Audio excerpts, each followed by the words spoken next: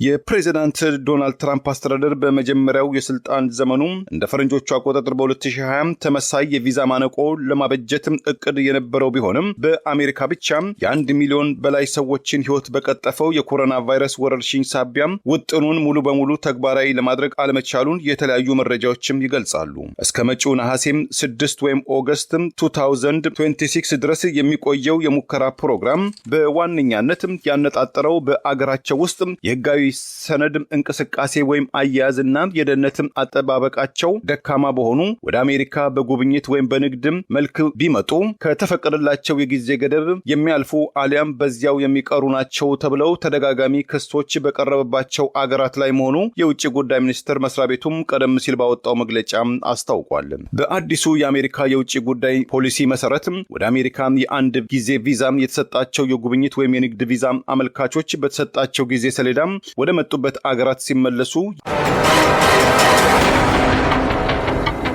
በአዲሱ የአሜሪካ የንግድና የቱሪስት ቪዛ አመልካቾች የሙከራ መርሃ ግብር ውስጥ የሚያልፉ ሁሉም ኢትዮጵያን ጨምሮ የ50 አገራት ዜጎች ለዚህ መርሃ ግብር የተጣለባቸውን የገንዘብ ማስያዣ በቅድሚያ ማስቀመጥ የሚጠበቅባቸው ሲሆን ከዚህም ጫና ውስጥ የማይወድቁ ቢኖሩ በአሜሪካ መንግስት የሚሰሩና አስቸኳይ የሰብአዊ እርዳታ ወይም ጣልቃ ገብነት የሚያስፈልጋቸው የኢትዮጵያ ፓስፖርት ያላቸው ሰዎች እንደሆኑ ታውቋል። እንደ አሜሪካ የውጭ ጉዳይ መስሪያ ቤት እነዚህ አዲሱ የሙከራ ፕሮግራም ተግባራዊ ይሆንባቸዋል የተባሉት አገራትም ዜጎችም ለዚህ ቅድመ የገንዘብ ማስያዣም የተደረጉት ከነዚህ አገራት ወደ አሜሪካ የሚጓዙ ዜጎችም ከተሰጣቸው ጊዜ በላይ በአሜሪካ በመቆየታቸው ካልሆነም በህገወጥ መንገድ በመቅረታቸው አገራቱ የቪዛም ጥያቄ ዜጎቻቸውን የቆየም ታሪክ ወይም ባክግራውንድ እና የወንጀለኝነት መረጃ በአግባቡ መንገድ በሰነድ ሳይሰነዱ በመቅረታቸው አገራቱ ዜጎች ላልሆኑ የሌላ አገር ዜጎችም በገንዘብ እና በጉቦም የመኖሪያ ፍቃድም የአሜሪካ አስተዳደር ኢትዮጵያንን ጨምሮ 12 አገራት ላይ ከጥቂት ቀናት በኋላም ወደ ግዛቱ ለሚገቡ ጎብኚዎችና ነጋዴዎች በቅድሚያም ከ15,000 የአሜሪካን ዶላር ወይም ከኢትዮጵያም ከ2 ሚሊዮን ብር በላይ ማስያዣም የሙከራ መርሃ ግብር ሊጀምር መሆኑን አስታውቋል። በአዲስ አበባ የሚገኘው የኤምባሲው ከ2 ቀናት በፊት ባወጣው አጭር ማስታወቂያ ከመጪው መጋቢት 24 2018 ዓ.ም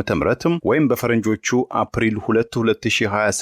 ኤሮፓ አቆጣጠር ጀምሮ ለአሜሪካ የንግድና የቱሪስት ቪዛ የሚያመለክቱ ኢትዮጵያን 5,000 10,000 አሊያም 15,000 የአሜሪካን ዶላር በጥቅሉ በኢትዮጵያ ወቅታዊ የገንዘብ ምንዛሬ 2,314,181 ብር የሚደርስ የገንዘብ ማስያዣ እንደሚጠበቅባቸው የአሜሪካው የውጭ ጉዳይ መስሪያ ቤት ከቀናት በፊት ያወጣውን አዲሱን የሙከራ መርሃ ግብርን መመሪያን ተንተርሶ ኤምባሲው ኢትዮጵያን አመልካቾች የአሜሪካ የጉብኝት ወይም የንግድ በእንግሊዝኛው B1 ወይም B2 ቪዛ ለማግኘት ከማሰባቸው በፊት የዋስትና ማስያዣ ገንዘብ አስቡበትም ሲል አስታውቋል። ከመጪው መጋቢት 24 2018 ወይም ከፈረንጆቹ ሚያዝያ አፕሪል 2 2026 ኤሮፓ አቆጣጠር በፊት ለአጭር ጊዜያት የንግድ ቪዛ B1 ቪዛ የሚጠይቁ ወይም ለአጭር ጊዜያት ለመዝናናት ለመጎብኘት አሊያም ለሕክምና B2 ቪዛ በማመልከት ቪዛም ያገኙ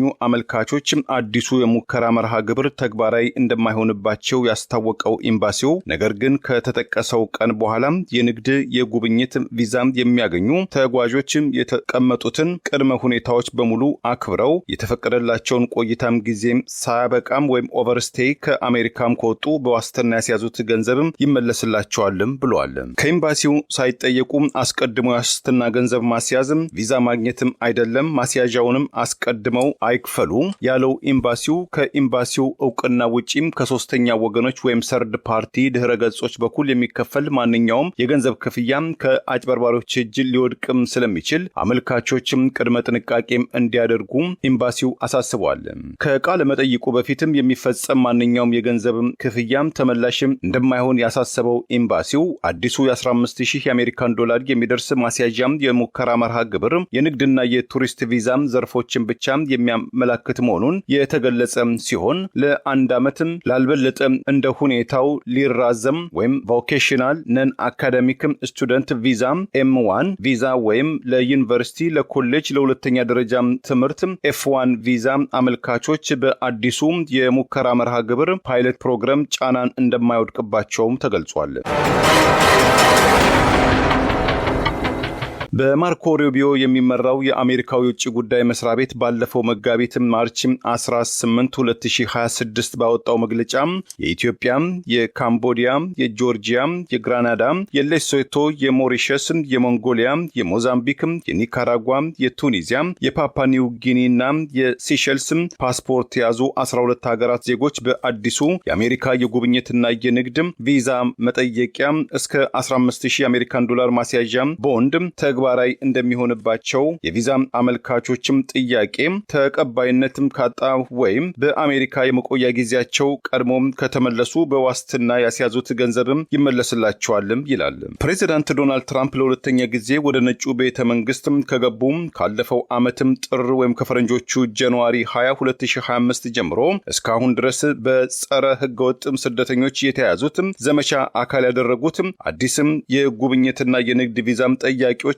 እስከ $15,000 የአሜሪካን ዶላር ወይም ከ2 ሚሊዮን ብር በላይ የዋስትና ማስያዣ ሙከራም ተግባር የወደቀባቸው አገራትን ቁጥር በጥቅሉ 50 የአፍሪካ፣ የኤሲያ፣ የላቲን አሜሪካ፣ የካሪቢያን፣ የምስራቅ አውሮፓ የአገራትም ሲሆኑ ይህም በተባበሩት መንግስታት እውቅና ካገኙ 195 አገራት መካከል 25 ከመቶ አሊያም ከአራት የዓለማችን አገራት አንዱ አገር ላይ ተግባራዊ ይሆናል ማለት እንደሆነም ተሰልቷል። በአሜሪካ የንግድ ወይም የጉብኝት B1 ወይም B2 ቪዛ አመልካቾችም የገንዘብም አቅም፣ እድሜ፣ የትምህርት ደረጃ የመሳሰሉት ወይም የሚያቀርቡት ምክንያቶችም ተመልክቶ የኤምባሲው የቆንጽላ መኮንን መነሻውን ከ5,000 የአሜሪካን ዶላር አሊያም 10,000 የአሜሪካን ዶላር ጣሪያውን እስከ 15,000 የአሜሪካን ዶላር የሆነ የቪዛ ማስያዣ ገንዘብም አመልካቾችም እንዲከፍሉ ወይም እንድትከፍል ውሳኔም ይሰጣል። ባለፈው ዓመትም ጥር ወር መጀመሪያ ላይ ተግባራዊ በሆነው የአሜሪካ የቱሪስት ወይም የጉብኝት ቪዛ ማስያዣ የሙከራ መርሃ ግብር መሰረት የእድሉ ተጠቃሚ ከሆኑ 1,000 አመልካቾች መካከል 97 ከመቶ ያህሉ በተሰጣቸው የቪዛ ጊዜ ገደብ ውስጥ ወደ አገራቸው መመለሳቸውን በአሜሪካ የውጭ ጉዳይ መስሪያ ቤት ውስጥ የዓለም አቀፍ ጉዳይ ምክትል ሹም የሆኑት ዳይለን ጆንሰን በቅርቡ ገልጸዋል። ዳይለን በማህበራዊ ትስስር ትዊተር ገጻቸው እንዳጋሩት የአሜሪካ ጉብኝት ወይም የንግድ ቪዛ አመልካቾች በተወሰኑ አገራት ላይ በዋስትና በቦንድ እንዲሆን መደረጉን ተከትሎ የአሜሪካ የጉብኝት ወይም የንግድ ቪዛ ጠይቀው ከተፈቀደላቸው የጊዜ ገደብ በላይ የቆዩ ወይም በህገወጥ በአሜሪካ ውስጥ ለመቆየት የወሰኑ የጉብኝት የንግድ ቪዛ አመልካቾች ቁጥር በእጅጉም አሽቆልቁሏል። ይህም የሙከራ ፕሮግራም ውጤታማ መሆኑን አመላካች ነውም ብለውታል። የዓለማችን ልዕለ ሀያል ሀገር በሆነችው አሜሪካን በንግድ ወይም በጉብኝት ቪዛም ለመርገጥ አመልክተው ከተፈቀደላቸው የጊዜ ገደብ ያለፉ ወይም ጭራሽም ያስያዙትን ገንዘብም ይቅርብን አሜሪካ ውስጥ ጥገኝነትም እንመርጣለን የሚል አቋም ይዘዋል የተባሉ 3 ከመቶ ያህሉ የአዲሱ የቪዛ እድል ተጠቃሚዎችም የትኞቹ አገራትም ዜጎች እንደሆኑ ጆንሰን ለጊዜው የሰጡት ማብራሪያም የለም። እንደ አሜሪካ የውጭ ጉዳይ መስሪያ ቤት ገለጻ የኢትዮጵያ፣ የኤርትራ፣ ናይጄሪያ፣ ታንዛኒያ፣ ጅቡቲ፣ ኩባ፣ አልጄሪያ፣ ባንግላዴሽ፣ ፉጂ፣ ኔፓል፣ ኒካራጓ፣ ታጂኪስታን፣ ሴኔጋል ጨምሮ የ50 አገራት ፓስፖርት የያዙ የአሜሪካ ቱሪስት ወይም የጉብኝት ቪዛም ጠያቂዎች መካከል አብዛኞቹ የሰጣቸው ቪዛም ሳያልቅ ወደ አገራቸው ለመመለስም ስለማይፈልጉ እነዚህ ህጋዊ ከለላ አልባ የሆኑ የውጭ አገራት ዜጎችን ወደ መጡበት አገራት ለማባረር ወይም ዲፖርት ለማድረግ በየዓመቱ እስከ 800 ሚሊዮን የአሜሪካን ዶላር የሚፈጅ የግብር ከፋዩ ገንዘብ ወጪም ያስወጣልም ተብሏል። ከዚያ አኳያም አዲሱ የሙከራም ፕሮግራም ተግባራዊ ከመሆኑ በፊትም እነዚህና መሰል አገራት ወደ አሜሪካም ተጉዘው ከተፈቀደላቸው የጊዜ ገደብ ያለፉ ከ44,000 በላይ ሰዎች በአሜሪካ የኢሚግሬሽን ባለስልጣናት ጥቁር ነጥብ ውስጥ መውደቃቸውም መረጃዎች ይገልጻሉ። የፕሬዚዳንት ዶናልድ ትራምፕ አስተዳደር በመጀመሪያው የስልጣን ዘመኑ እንደ ፈረንጆቹ አቆጣጠር በ2020 ተመሳይ የቪዛ ማነቆ ለማበጀት እቅድ የነበረው ቢሆንም በአሜሪካ ብቻ የ1 ሚሊዮን በላይ ሰዎችን ሕይወት በቀጠፈው የኮሮና ቫይረስ ወረርሽኝ ሳቢያ ውጥኑን ሙሉ በሙሉ ተግባራዊ ለማድረግ አለመቻሉን የተለያዩ መረጃዎችም ይገልጻሉ። እስከ መጪው ነሐሴ 6 ወይም ኦገስት 2026 ድረስ የሚቆየው የሙከራ ፕሮግራም በዋነኛነት ያነጣጠረው በአገራቸው ውስጥ የህጋዊ ሰነድ እንቅስቃሴ ወይም አያያዝና የደህንነት አጠባበቃቸው ደካማ በሆኑ ወደ አሜሪካ በጉብኝት ወይም በንግድ መልክ ቢመጡ ከተፈቀደላቸው የጊዜ ገደብ የሚያልፉ አሊያም በዚያው የሚቀሩ ናቸው ተብለው ተደጋጋሚ ክሶች በቀረበባቸው አገራት ላይ መሆኑ የውጭ ጉዳይ ሚኒስቴር መስሪያ ቤቱም ቀደም ሲል ባወጣው መግለጫ አስታውቋል። በአዲሱ የአሜሪካ የውጭ ጉዳይ ፖሊሲ መሰረት ወደ አሜሪካ የአንድ ጊዜ ቪዛ የተሰጣቸው የጉብኝት ወይም የንግድ ቪዛ አመልካቾች በተሰጣቸው ጊዜ ሰሌዳ ወደ መጡበት አገራት ሲመለሱ የአሜሪካ ዜግነትም ካገኙ አሊያም በድንገተኛ አደጋ በሞትም ከተለዩ በስማቸው የተያዘው ማስያዣ ገንዘብ ይመለሳል። በሌላ በኩል ከተፈቀደላቸው ጊዜ በላይ በአሜሪካ ውስጥም ከቆዩ ያስያዙት ገንዘብም ተወርሶ ወደ አገር ቤትም ለመጠረዝም አገልግሎት ይውላልም ተብሏል። በአሜሪካ ውስጥም ከዛሬ 23 ዓመት በፊትም እንደ ፈረንጆቹ አቆጣጠር በ2003 በተደረገ አንድ ጥናት በአሜሪካ ውስጥ በወቅቱ ከነበሩ አጠቃላይ ሰነድ አልባ ስደተኞች ውስጥ ወደ 33 ከመቶ ያህሉ በአሜሪካ በህጋዊ ቪዛም ገብተው የጊዜ ገደባቸው ያለቀ በዚያው የቀሩ ሲሆን ለትርፍ ያልተቋቋመው ሴንተር ፎር ማይግሬሽን ስተዲስ የተባለው ማዕከል ከዛሬ 12 ዓመት በፊት ባካሄደው ጥናት ሰነድ አልባም ከተባሉትም ሰዎች መካከል 42 ከመቶ ያህሉ በህጋዊ ቪዛም ከአሜሪካ ምድር ገብተው ወደ አገራቸው በማለዳም ያልተመለሱ በፕሬዚዳንት ዶናልድ ትራምፕ አስተዳደር አጠራር ከሌላ ዓለም የመጡ ህገወጥም ተደርገውም ተፈርጀዋል። የተለያዩ የህዝብ አስተያየቶችን በመቀመር የሚታወቀው ፒው የምርመራ ማዕከል ውስጥ በስነ ህዝብ ጥናትም ከፍተኛ ተመራማሪ የሆኑት ጄፍሪ ፓሳል በአሜሪካ ውስጥ ለመግባት የተለያዩ ድንበሮችን አሳብረው ስለሚገባ ማንኛውም ሰው ከተሰጠው ጊዜ ገደብ በላይ ይቆያል የሚለውን አሃዝም በትክክል ለመገመት አንዳንድ ጊዜ አሻሚ ነው። ከዚህም አኳያ የሚሰጡ የመረጃዎችም ክፍተትም በትክክል ማስቀመጥም ይከብዳልም ባይ ናቸው። ለምሳሌ ያህል ከዛሬ 3 ዓመት በፊት ለአሜሪካ የኮንግረስ አባላት ከአገር ውስጥ ደህንነት ተቋም DHS በቀረበለት ሪፖርት እንደተገለጸው በአመቱ 39 ሚሊዮን የአሜሪካን ቪዛን የተቀበሉ የአሜሪካን አየር ክልልን ለቀው ሲወጡ በተመሳሳይ ወቅት 400 ሺህ የሚገመቱ ሰዎችን በአሜሪካ ውስጥ መቆየታቸው ከሚጠበቅባቸው በላይ መዘግየታቸውን DHS በወቅቱ ግምቱን ሰንዝሯል። በአዲሱ የአሜሪካ የንግድና የቱሪስት ቪዛ አመልካቾች የሙከራ መርሃ ግብር ውስጥ የሚያልፉ ሁሉም ኢትዮጵያን ጨምሮ የ50 አገራትም ዜጎች ለዚህ መርሃ ግብር የተጣለባቸውን የገንዘብ ማስያዣ በቅድሚያ ማስቀመጥ የሚጠበቅባቸው ሲሆን ከዚህም ጫና ውስጥ የማይወድቁ ቢኖሩ በአሜሪካ መንግስት የሚሰሩና አስቸኳይ የሰብአዊ እርዳታ ወይም ጣልቃ ገብነት የሚያስፈልጋቸው የኢትዮጵያ ፓስፖርት ያላቸው ሰዎች እንደሆኑም ታውቋል። እንደ አሜሪካ የውጭ ጉዳይ መስሪያ ቤት እነዚህ አዲሱ የሙከራ ፕሮግራም ተግባራዊ ይሆንባቸዋል የተባሉት አገራትም ዜጎችም ለዚህ ቅድመ የገንዘብ ማስያዣም የተዳረጉት ከነዚህ አገራት ወደ አሜሪካ የሚጓዙ ዜጎችም ከተሰጣቸው ጊዜ በላይ በአሜሪካ በመቆየታቸው ካልሆነም በህገወጥ መንገድ በመቅረታቸው አገራቱ የቪዛም ጥያቄ ዜጎቻቸውን የቆየም ታሪክ ወይም ባክግራውንድ እና የወንጀለኝነት መረጃ በአግባቡ መንገድ በሰነድ ሳይሰነዱ በመቅረታቸው አገራቱ ዜጎች ላልሆኑ የሌላ አገር ዜጎችም በገንዘብ እና በጉቦ የመኖሪያ ፍቃድ ከዚያም ሲያልፍ የዜግነት ካርድ ይሰጣሉ የሚል መከላከያ ሐሳቦችን የአሜሪካ አስተዳደር አቅርቧል። ይሁን እንጂ አዲሱ የቪዛ የቱሪስት የንግድና ቪዛ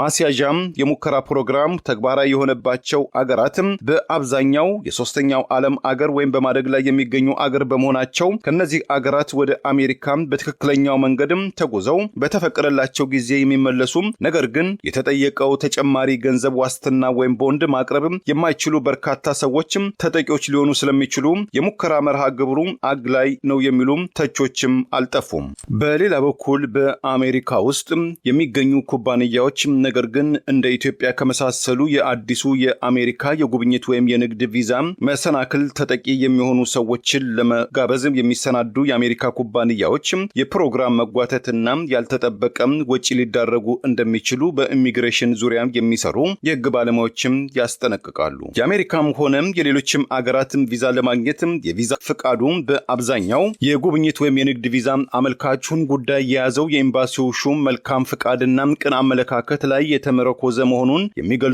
የኢሚግሬሽን ባለሙያዎች የቪዛ አመልካቾችም በቅድሚያ በአገራቸው ውስጥ የጠበቀ ትስስር ማለትም የሀብት፣ የቤተሰብ፣ የሥራ ቁርኝት እንዳላቸው ለማስረዳት መዘጋጀት፣ የሥራቸውንና የጉብኝታቸውን ዋነኛም ተልእኮ በሰነድ መሰነድ፣ ከቃለ መጠይቁ በፊት ስለ ራሳቸውም ሆነ ስለ ድርጅታቸው የሚመለከቱ መረጃዎችን በአግባቡ አበጥርጥረው መዘጋጀትም ይጠበቅባቸዋል። አቅምም ካለም ከኢሚግሬሽን ጋር ዕውቀትም ካላቸው ባለሙያዎች የምክር አገልግሎት ማግኘትም እንደሚጠበቅባቸው በጉዳዩ ያለፉ የሕግ ባለሙያዎችም ይመክራሉ። የፕሬዝዳንት ዶናልድ ትራምፕ አስተዳደርም ተግባራዊ ያደረገው የቪዛ ቦንድ ሙከራም ፕሮግራም ዘንድሮ አሜሪካ፣ ካናዳ፣ ሜክሲኮም ከሚያስተናግዱት የዓለም የወንዶችም እግር ኳስም ጋርም ሰኔና ሰኞ መሆኑ በሚሊዮኖችም ባይሆን በ10 ሺዎች የሚቆጠሩ የእግር ኳስ አፍቃሪ ቤተሰቦችን በእጅጉም አስግቷል።